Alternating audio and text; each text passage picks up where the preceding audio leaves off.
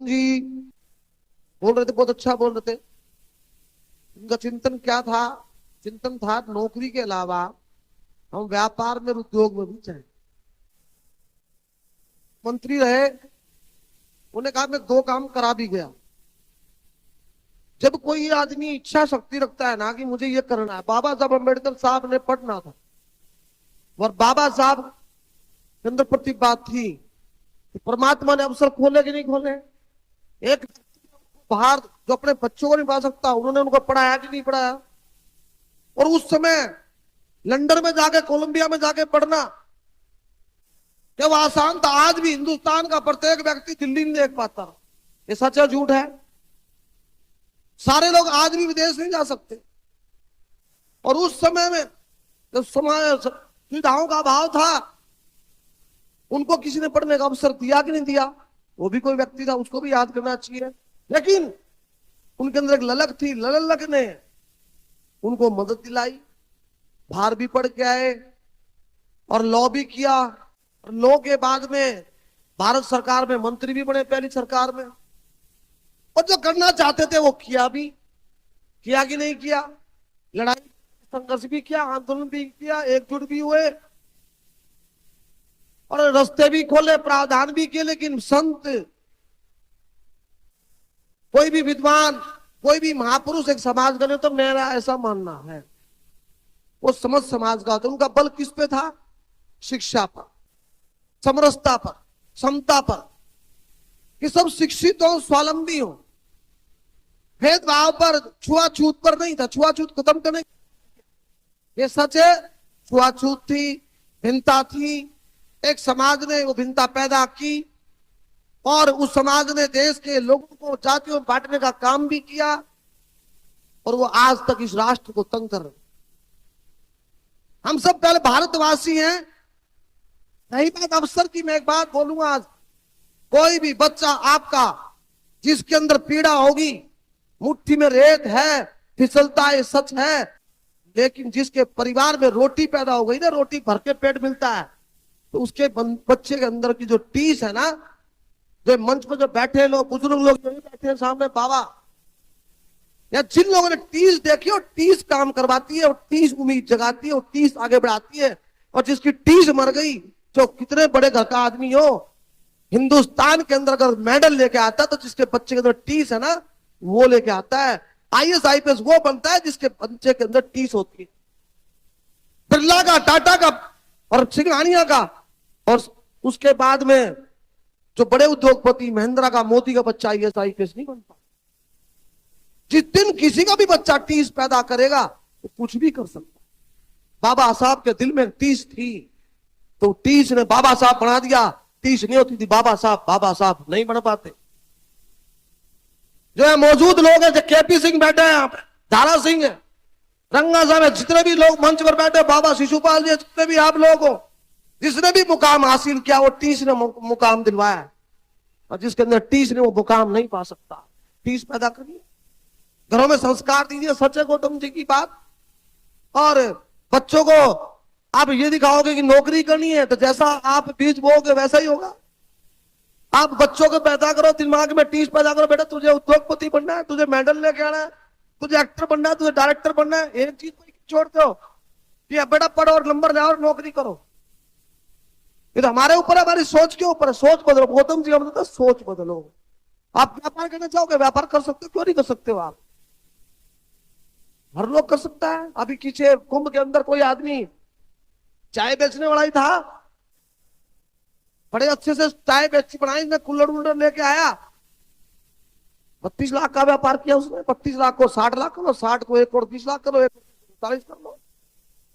जिसके अंदर आगे बढ़ने की लालसा है वो कर सकता है। हाँ, लालसा जगाने की आवश्यकता, ये सत्य है। दिशा देने की आवश्यकता, ये सत्य है।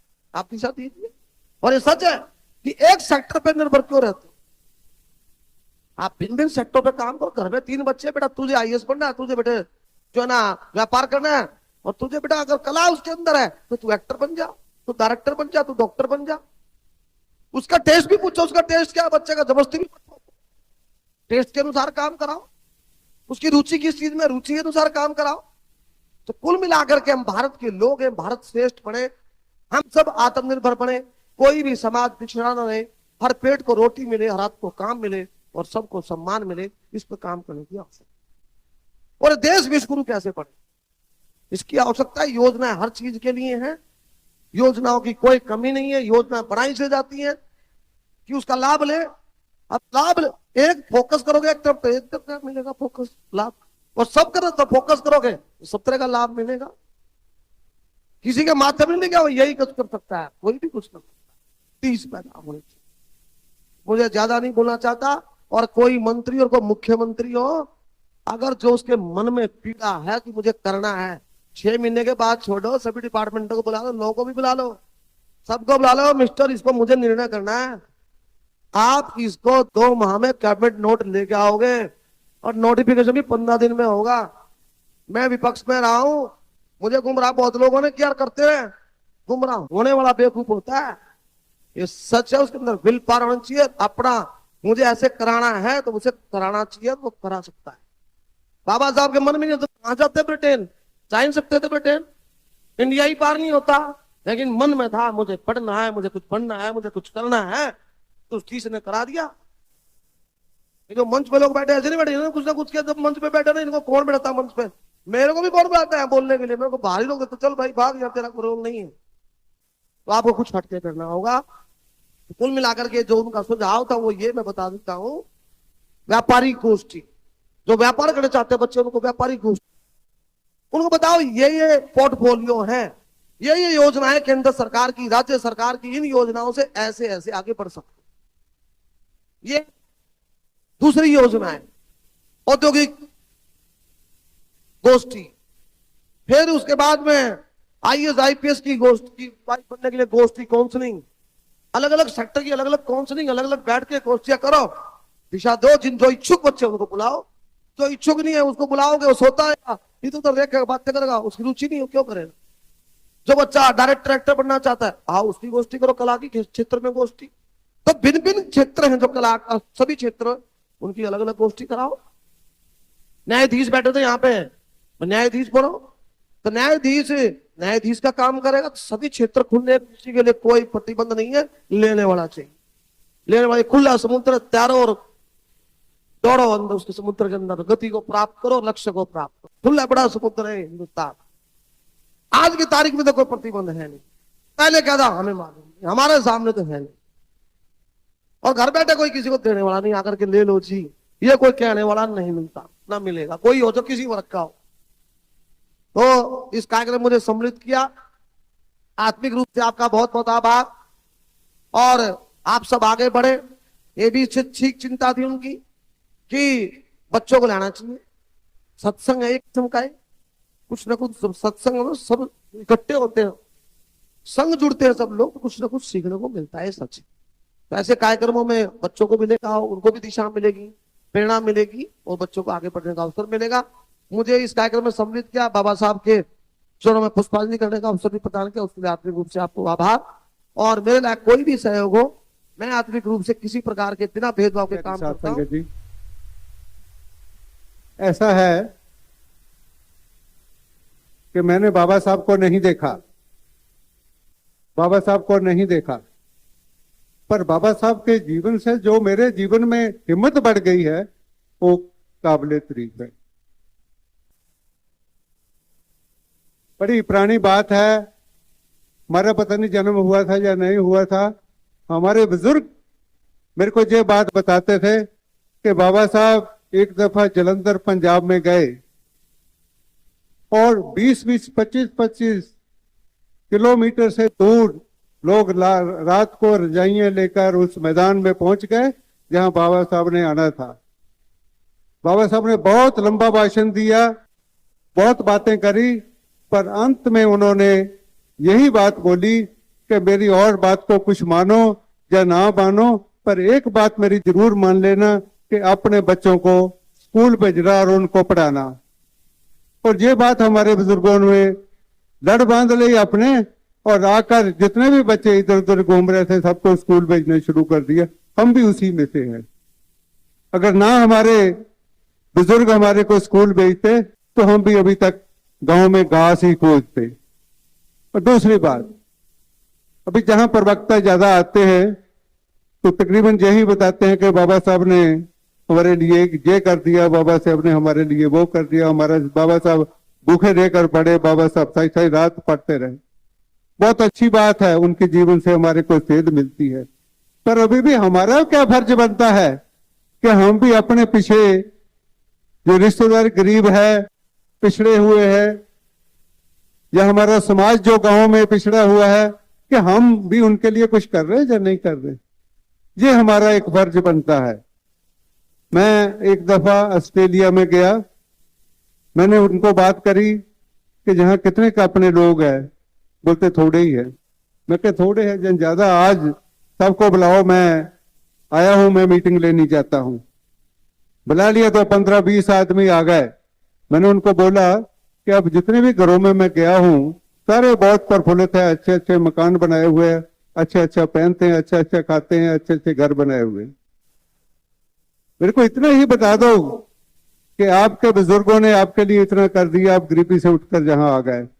आप अपने पंजाब में जो गरीब लोग हैं उनके लिए क्या कर रहे हो?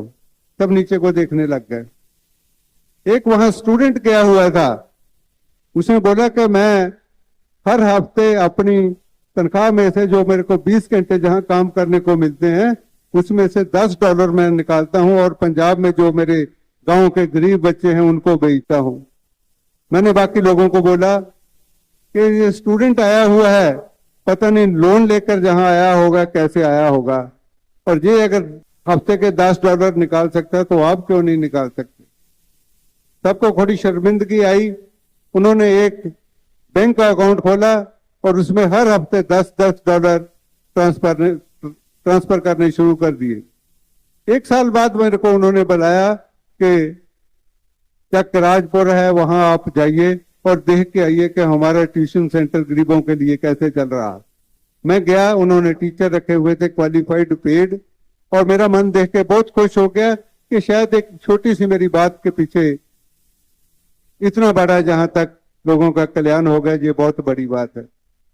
हमारे बुजुर्ग मेरे को बताते थे, मेरी ताऊ जी, मेरे और रिश्तेदार, मेरे ताऊ जी खुशीराम 105 वर्ष के हो गए, कनेडा में सेटल्ड है। वो बोलते कि बाबा साहब का हमने सेक्रेटरी, एज ए सेक्रेटरी काम किया।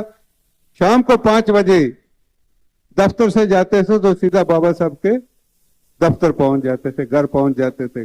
रात को 10 भी बज जाते थे, रात को 11 भी बज जाते थे।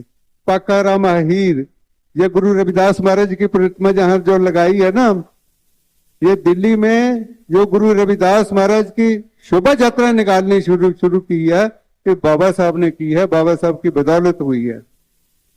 उसमें पंजाबियों का ज्यादा योगदान रहा है। लाल किले से जो देवनगर के शोभा यात्रा निकलती है ना, ये बाबा साहब ने शुरू कराई हुई है। हम बड़े उनके ऋणी हैं। बाबा का साहब का जो ऋण है हमारे ऊपर, मेरे ख्याल हम कई जन्म भी ले लें तो भी उतार नहीं सकते, पर जितना हमारे से हो सकता है उतना करना चाहिए। एक दफा मैं लंदन गया हुआ था, तो मैं अपने रिश्तेदारों को बोला कि जहां जो बाबा साहब जहां पड़े थे उनका जो घर था वहां मैं जाना चाहता हूं, देखना चाहता हूं। पता चला है कि वो गवर्नमेंट ऑफ इंडिया ने, प्राइम मिनिस्टर ने बहुत बड़ी कीमत चुका के उसको ले लिया है और मैं देखना चाहता हूं। मैं भी चला गया वहां देखने। गोरों का एरिया है, सब लोग अंग्रेज रहते हैं। वो घर बहुत सुंदर बाबा साहब का मेमोरियल बन गया है। लोग बसें भर भर के आने शुरू हो गई, रोज बसें भर भर के जाती हैं वहां देखने के लिए। आसपास के जो लोग हैं वो परेशान हो गए, क्योंकि अंग्रेज लोग है ना, बहुत पीस एंड काम चाहते हैं, ऐसे हल्ला गुल्ला नहीं चाहते। उन्होंने गवर्नमेंट को कहा कि जहां तो हमारा रहना ही मुश्किल कर दिया है, कि सब लोग बसें भर भर के आते हैं। कुछ दिन के लिए वो बसें बंद कर दी गई, अब पता नहीं दोबारा चालू हो गई या नहीं हुई। ये हमारी श्रद्धा है। ये जो आप फंक्शन मनाते हो ना, और कुछ पैदा हो या ना हो, मैं इतना जरूर कहता हूं कि हमारा समाज इकट्ठा होता है, इसका मैसेज दूर तक जाता है। मंगोलपुरी में जब हमने गुरु रविदास मंदिर बनाया तो मेरे मन में एक ही बात थी कि परमात्मा को मानने के लिए आजकल बहुत मिशन चले हुए हैं, बहुत सत्संग चले हुए, बहुत किताबें हैं। घर बैठा ही परमात्मा को मान सकता है, पर जो मंदिर बनाने से कम हमारी जो कम्युनिटी है, हमारा समाज है, वो इकट्ठा हो गए, उसके जो दर्द है वो हम सुन सकते हैं, दूर कर सकते हैं। शायद इशारा हो गया है, मैं यहाँ ही बस करता हूँ, क्योंकि बाबा साहब के बारे में बातें बहुत है, जितनी लंबी मर्जी करते रहो उतनी ही खत्म नहीं होती। जय गुरुदेव, धन गुरुदेव, जय भीम।